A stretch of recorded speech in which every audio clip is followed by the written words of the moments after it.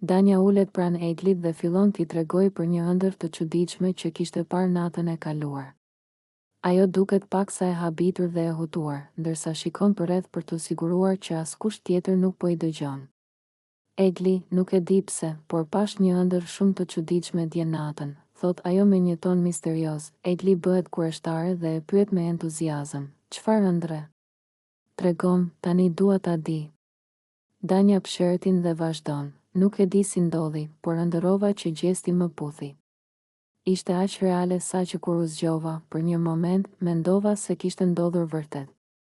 Ishte shumë e çuditshme, sepse unë dhe gjesti shpesh kemi debate dhe nuk e kam menduar kurrë në atë mënyrë.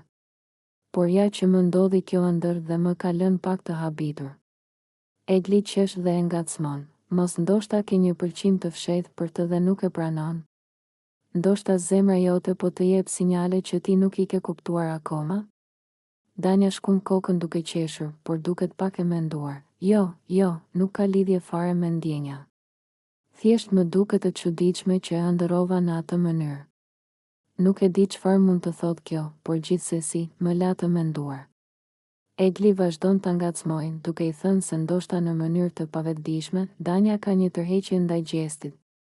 Danja, megjithse mundohet ta mohojë, e ndjen që kjo ëndër i ka lënë një përshtypje të pazakontë. Tani ajo nuk mund të ndalojë së menduari për të dhe përse pikërisht gjesti u shfaq në ëndrrën e saj në atë mënyrë.